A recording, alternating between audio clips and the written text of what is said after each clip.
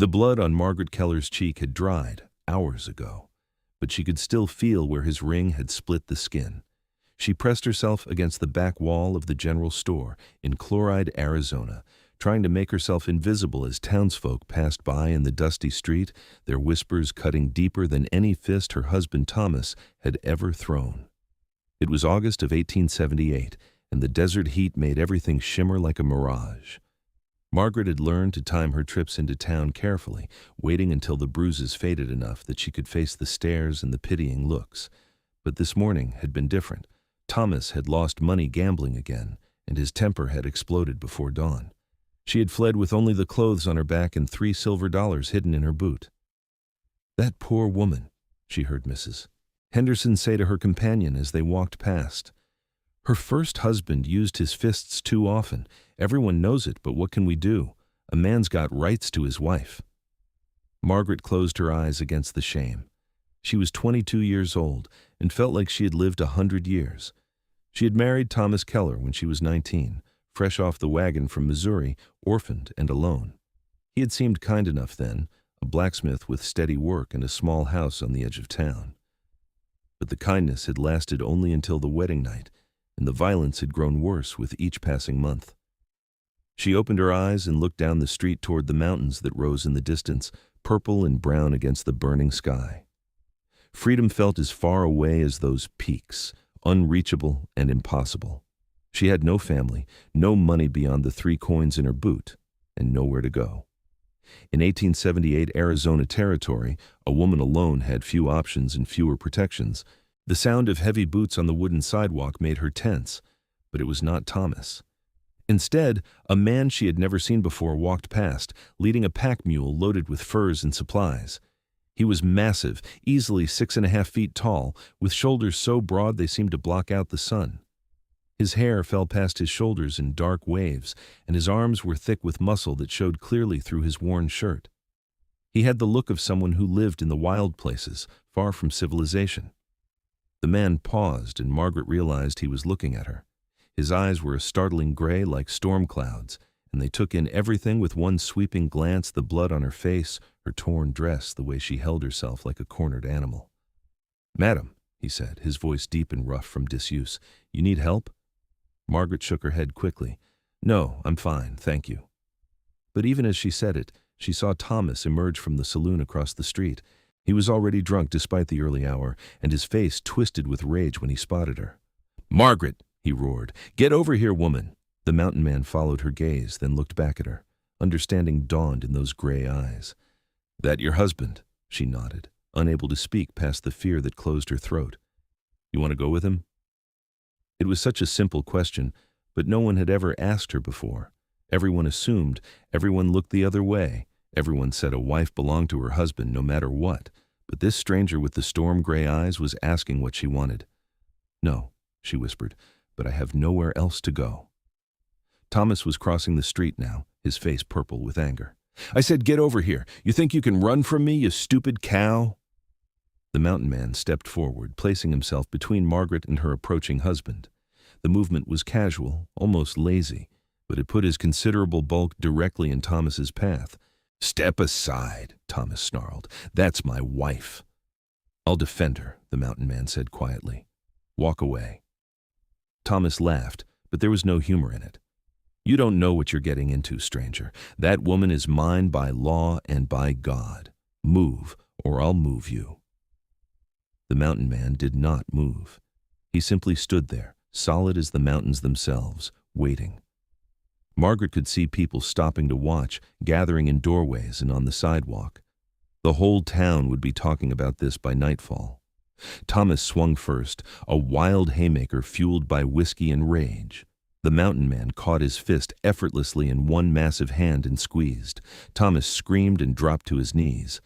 "I said walk away," the mountain man repeated, his voice still calm. "I won't say it again." He released Thomas's hand and the blacksmith scrambled backward, cradling his crushed fingers.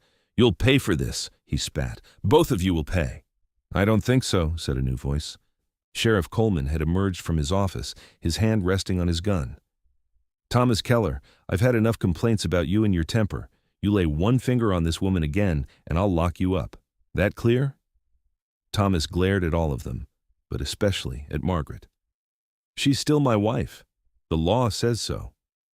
"The law also says I can arrest you for disturbing the peace," the sheriff replied, "and for public drunkenness, and I'm real close to doing both. Get out of here before I change my mind."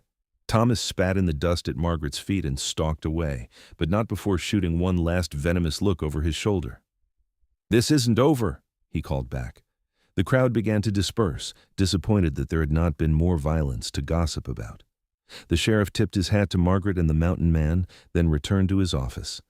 And Margaret found herself alone with the stranger who had just upended her entire world. "Thank you," she said, her voice shaking. "You didn't have to do that." "Yes, I did," he said simply. He studied her for a long moment. "My name is Zachary Dalton. I've got a cabin up in the mountains, about 2 days' ride from here. You're welcome to come with me until you figure out what you want to do." Margaret stared at him. "I don't even know you." "True enough.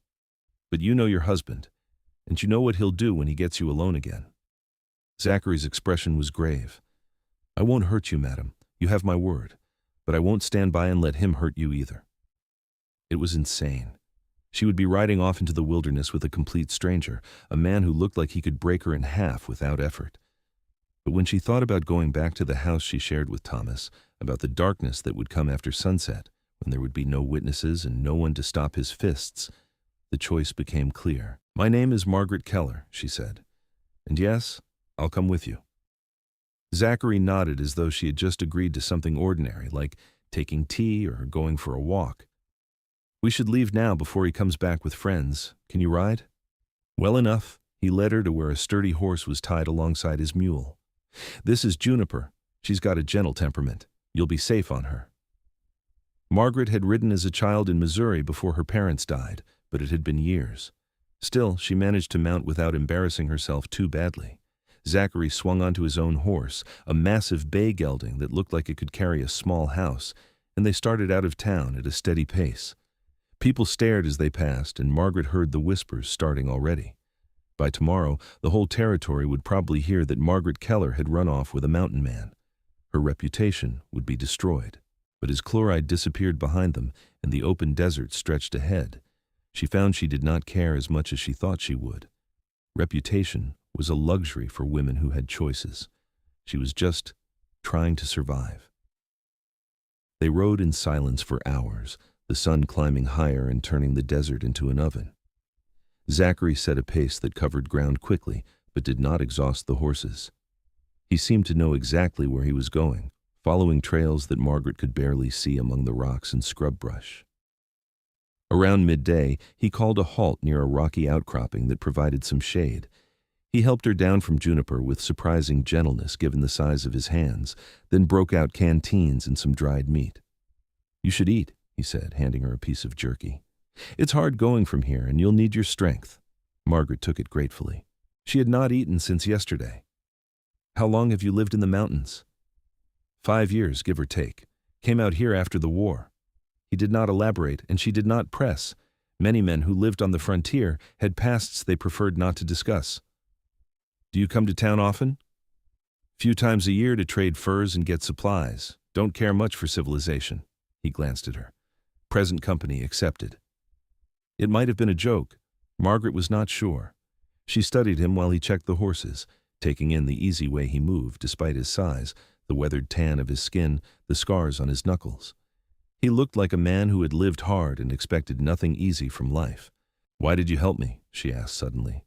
"You don't know me. You could have just kept walking." Zachary was quiet for a long moment, his hand resting on his horse's neck. "My mother," he finally said.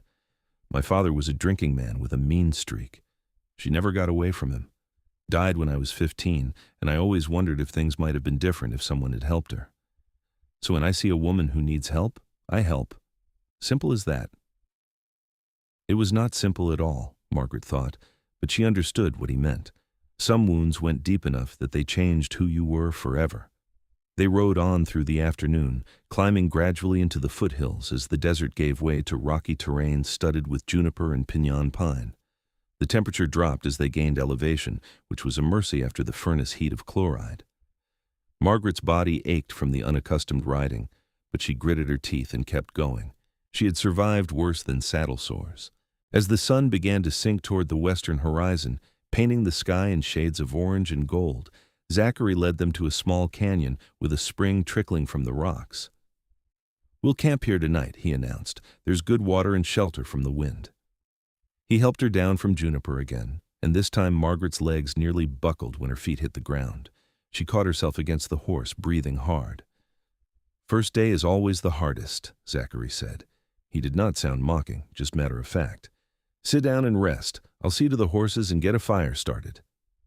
Margaret sank onto a flat rock and watched as he moved through the tasks of making camp with practiced efficiency. He unsaddled both horses and the mule, checked their hooves, and hobbled them near the spring where they could drink and graze on the sparse grass. Then he gathered deadwood and had a small fire going in minutes, using flint and steel that he carried in his pack. "You're good at this," Margaret observed. "Had a lot of practice." He set a battered coffee pot near the flames and added water from the spring. "Living alone, you learn to do for yourself or you don't last long." "Do you ever get lonely?" He considered the question while measuring coffee grounds into the pot. "Sometimes, but lonely is better than dead, and that's what I'd be if I'd stayed where I was. Too many ghosts back east, too many memories. Mountains don't care about your past, they just are what they are." Margaret understood that too. She had been running from ghosts herself, in a way the ghost of the girl she had been before Thomas, before the beatings and the fear. Maybe in the mountains she could become someone new. They ate a simple meal of beans and jerky and drank the strong black coffee while the stars began to emerge overhead. The desert sky was magnificent, unmarred by the smoke and lights of civilization. Margaret had forgotten how beautiful the night could be. "I'll take first watch," Zachary said when they had finished eating. "You should sleep. We've got another full day of riding tomorrow." "Watch for what?" "Your husband might come looking, or others who see a woman alone as easy prey." His expression was serious in the firelight. "I meant what I said, Margaret. I'll defend you, but that means staying alert." She had not even thought about Thomas following them. The idea made her stomach clench with fear. "Do you think he will?" "Don't know, but I'm not taking chances with your safety." The simple declaration made something warm unfurl in Margaret's chest. When was the last time someone had cared about her safety? She could not remember. Zachary gave her his bedroll despite her protests and made himself comfortable against a rock with his rifle across his knees. Margaret lay down near the fire, exhaustion pulling at her like a weight. She had thought she would lie awake worrying, but sleep took her almost immediately. She woke once in the deep hours of the night and saw that Zachary had changed position but was still awake, still watching. Something about his solid presence made her feel safer than she had felt in 3 years. She closed her eyes and slept again. They were on the trail before dawn, riding through the gray light that came before sunrise. Margaret was stiff and sore, but she forced herself to keep up. Zachary did not slow the pace, but he did pass her some kind of salve when they stopped briefly at mid-morning. "For the saddle sores," he said. "It'll help." She took it gratefully, too tired and aching to be embarrassed.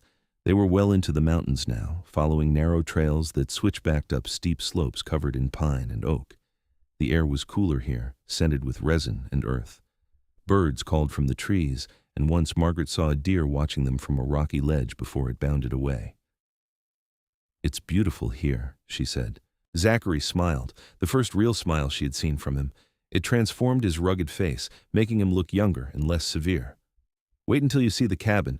There's a meadow below it where wildflowers grow all summer, and a creek full of trout. You really love it. Only place I've ever felt at peace." They reached the cabin in the late afternoon of the second day. It sat in a clearing halfway up a mountainside, a solid structure built from pine logs with a stone chimney and a covered porch. Just as Zachary had described, a meadow stretched below it, and Margaret could hear running water somewhere nearby. Home," Zachary said simply. He dismounted and came around to help her down. "Not much, but it's sturdy and warm. You'll be safe here."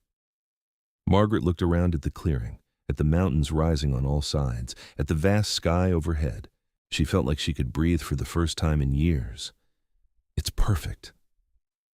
Over the next few days, Margaret began to settle into the rhythm of mountain life. Zachary showed her where he kept supplies, how to work the hand pump for the well he had dug, where the root cellar was located. The cabin had one room with a sleeping loft, and he insisted she take the bed while he made himself a pallet by the fireplace. "I've slept in worse places," he said when she protested. "Take the bed, Margaret. You need to heal." And she was healing, she realized. Not just the visible bruises and cuts, but something deeper. Away from Thomas's constant threats and violence, away from the pitying stares of the townspeople. She was remembering what it felt like to be a person rather than a possession. Zachary was gone during the days, checking his trap lines and hunting. He always returned before dark with game or fish for dinner.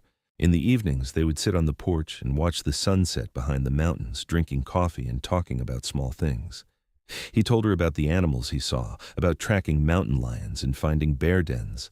She told him about growing up in Missouri, about her parents and the farm they had lost when sickness took them both. "You've had a hard road," Zachary said one evening after she had finished a story about her wedding day. "So have you," Margaret replied. She had noticed how he sometimes woke in the night, breathing hard like he was running from something in his dreams. War does things to a man. And what came after? He stared into the distance. "I killed men in the war, Margaret. A lot of men. And when I came home, I found my mother's grave. My father had drunk himself to death 2 months after she passed. The house was gone, sold for debts. Everything I thought I'd be coming back to was just gone. I'm sorry. Don't be. I made my peace with it. That's why I came out here, to get away from all that death and start over. The mountains don't judge. They don't care what you did or who you were. You can just be." Margaret understood that desire more than she could express. "Thank you for bringing me here," she said quietly, "for giving me a chance to just be." Zachary looked at her then, really looked at her, and Margaret felt her breath catch. There was something in his eyes, something warm and searching. "You're welcome here as long as you want to stay," he said. "No obligations, no expectations, just a safe place." But as the weeks passed, Margaret found herself wanting to stay for reasons that had nothing to do with safety. She watched Zachary chop wood, his powerful muscles flexing with each swing of the axe, and felt her heart flutter. She noticed the careful way he spoke to her, never raising his voice, always asking rather than demanding. She saw how gently he handled the injured bird he found near the cabin, setting its broken wing with infinite patience. He was nothing like Thomas, nothing like any man she had ever known. And slowly, carefully, she felt herself falling in love with him. She did not know if he felt the same. He was always respectful, always maintaining a proper distance. But sometimes she caught him watching her with an expression she could not quite read, and she wondered if he was fighting the same feelings she was.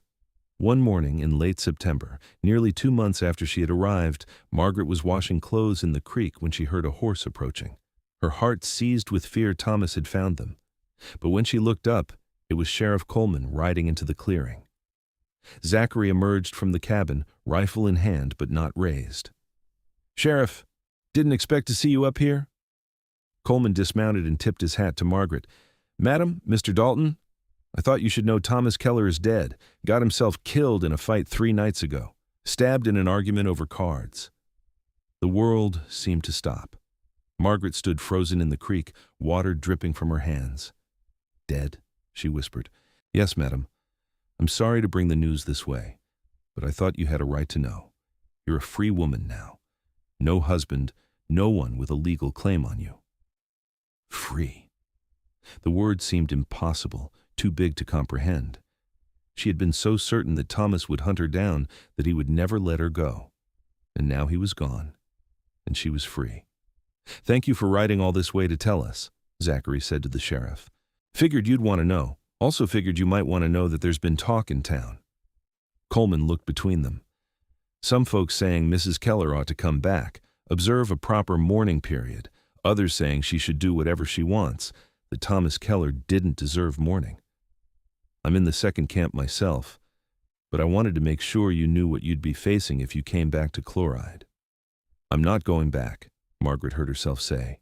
"There's nothing for me there." Coleman nodded as though he had expected that answer.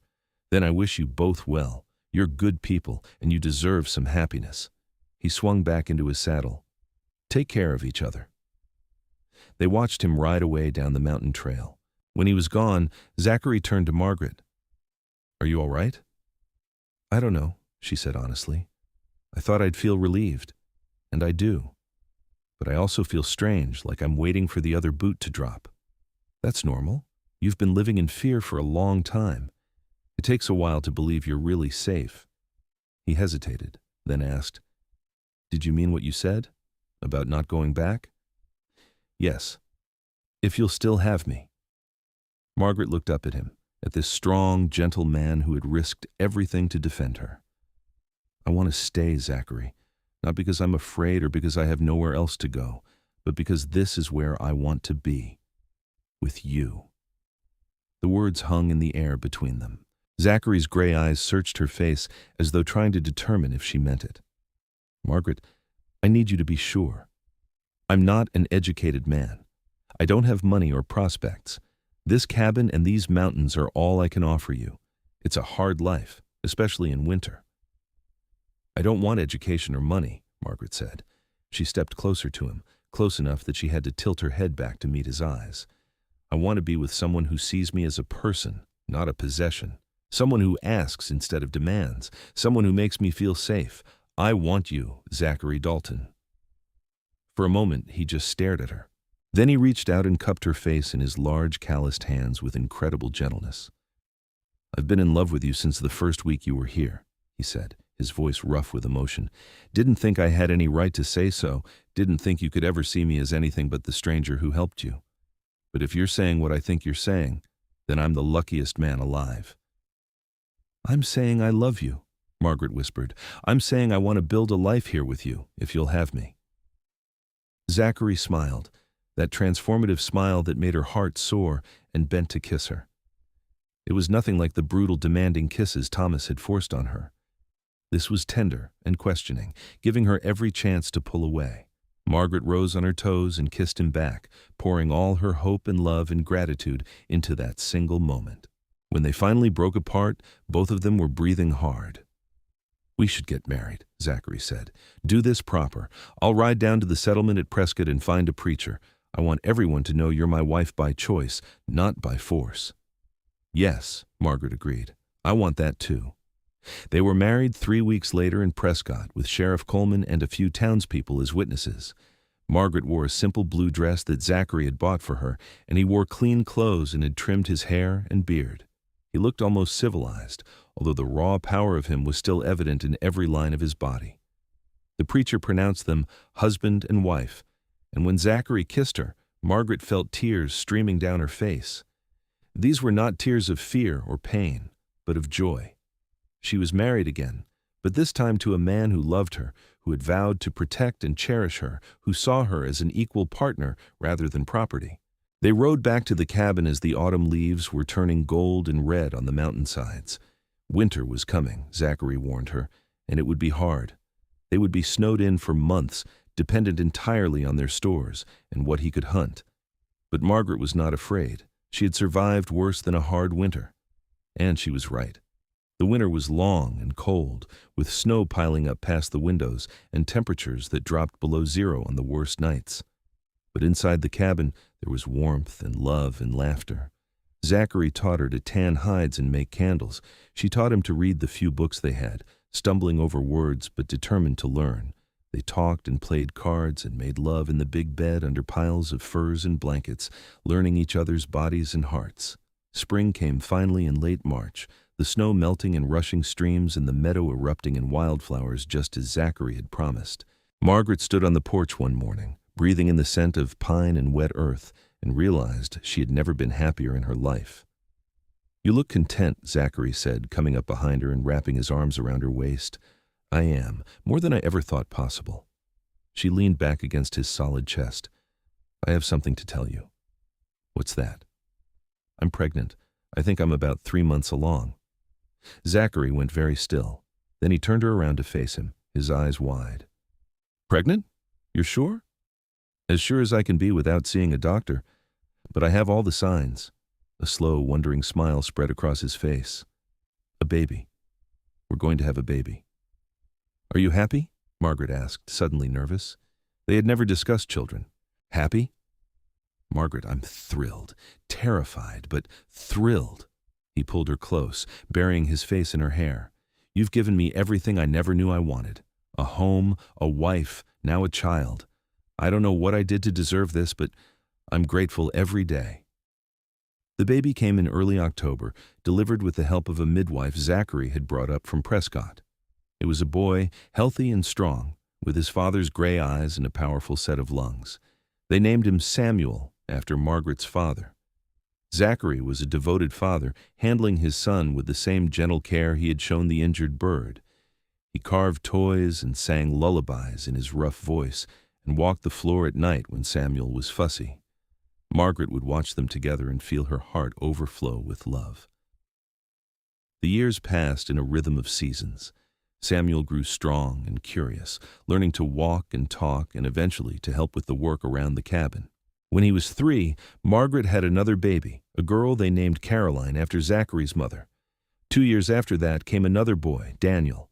The cabin grew more crowded and more full of noise and laughter. Zachary built additions to give them more room, and Margaret planted a garden in the meadow that provided vegetables all summer. They were not wealthy by any measure, but they had everything that mattered: love, health, and each other. Sometimes traders or travelers would stop by, and the news they brought reminded Margaret of the wider world that existed beyond their mountain sanctuary. The Arizona territory was changing, growing more settled and civilized. Towns were springing up, and there was talk of statehood someday. But Margaret had no desire to leave. This was her home, these mountains and this man and these children. She had found her peace here, far from the violence and fear of her first marriage. When she looked at Zachary across the dinner table, their children chattering around them, she could hardly remember the frightened girl she had been in Chloride. One evening when Samuel was 10 and helping his father repair the porch railing, the boy asked a question that made both parents pause. "Pa, how did you and Mom meet?"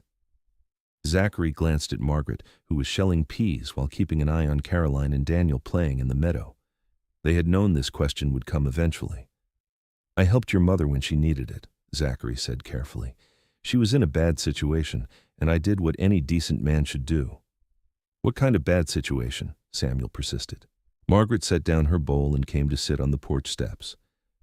"I was married before I met your father," she told her son, "to a man who was not kind. Your father stood up for me when no one else would, and he gave me a safe place to heal. Then we fell in love. And the rest you know." Samuel thought about this, his young face serious. "So, Pa saved you?"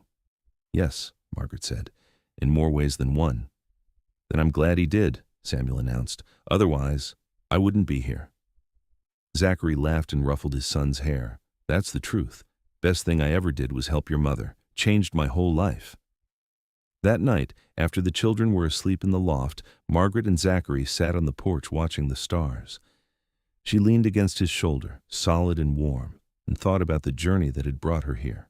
"Do you ever regret it?" she asked, "taking on a woman with so much trouble attached to her?" "Never," Zachary said firmly. "You weren't trouble, Margaret. You were a blessing I didn't know I needed. Before you, I was just existing, going through the motions. You gave me a reason to live instead of just survive."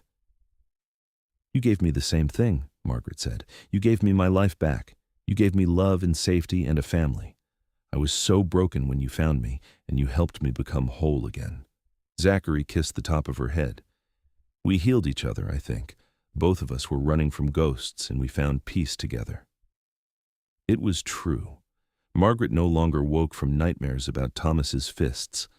The scars he had left, both physical and emotional, had faded with time and love. She was no longer defined by what had been done to her, but by the choices she had made and the life she had built. Years continued to pass, marked by the changing seasons and the growing children. Samuel grew tall and strong like his father, learning to hunt and trap and survive in the wilderness. Caroline was clever and quick, with a gift for finding herbs and plants that could be used for medicine. Daniel was the quiet one, thoughtful and observant, who loved to watch the animals and could sit still as a stone for hours. When Samuel was 16, he asked if he could ride down to Prescott to see what opportunities might exist there. Zachary and Margaret exchanged glances, recognizing that their oldest was reaching the age where he needed to make his own choices. "You can go," Zachary said, "but remember that there's always a place for you here, no matter what you decide." Samuel did go to Prescott, and he came back 2 weeks later full of stories about the growing town. But he also announced that he preferred the mountains to civilization and wanted to build his own cabin on the far side of the meadow. Zachary helped him, and Margaret watched her son become a man, independent but still connected to the family that loved him. Caroline married a young man from Prescott when she was 19, a school teacher who had come out west for his health. They settled in town but visited often, and Carolyn always said that her husband fell in love with her because she knew more about the mountains than any woman he had ever met. Daniel stayed on the mountain, eventually taking over much of the trapping and hunting as Zachary grew older. He had his father's quiet strength and his mother's gentle heart, and he was content with the solitary life of a mountain man. Margaret and Zachary grew old together, their hair turning gray and their bodies slowing down, but their love never diminishing. They would sit on the porch in the evenings, holding hands and watching the sunset, and Margaret would think about how far she had come from that terrified young woman hiding behind the general store in Chloride. "Do you remember the first thing you said to me?" she asked Zachary one evening when they were both in their 60s. "I asked if you needed help," Zachary said. He had never forgotten. "And then you said you would defend me. You kept that promise, Zachary. For over 40 years you've defended me and protected me and loved me. You gave me everything." "You gave me just as much," Zachary replied. "Before you I was half a man, hiding in the mountains because I couldn't face the world. You taught me how to live again, how to love again. You gave me a family and a purpose. We saved each other, Margaret." It was true. They had both been broken people when they met, fleeing from violence and trauma and loss. But together they had built something beautiful and lasting. Their children were grown and happy. Their grandchildren played in the same meadow where Margaret had once picked wildflowers while pregnant with Samuel. The cabin had been expanded and improved over the years, but it was still home, still the place where they had found peace. On a spring morning in 1920, Zachary Dalton died peacefully in his sleep, his hand clasped in Margaret's. He was 83 years old and had lived a good, full life. Margaret mourned him deeply, but she did not regret a single day they had spent together. He had been her salvation, her love, and her best friend. She lived another 5 years, surrounded by her children and grandchildren, telling stories about the mountain man who had defended her when she had nowhere else to turn. She told them about the ride into the mountains, about learning to love without fear, about building a life in the wilderness far from the cruelty of her first marriage. "Your grandfather was the best man I ever knew," she would tell them. "He saw me when I was at my lowest point, and he chose to help. He could have walked on by like everyone else, but he didn't. He stood between me and harm, and then he stood beside me for the rest of his life. That's what love is, choosing someone and standing with them, no matter what." Margaret Dalton died in her sleep in 1925, at the age of 69. She was buried beside Zachary on the mountain they both loved, in a spot overlooking the meadow where wildflowers grew every summer. Their children and grandchildren stood at the graveside and remembered two people who had found each other against all odds and built a love that lasted a lifetime.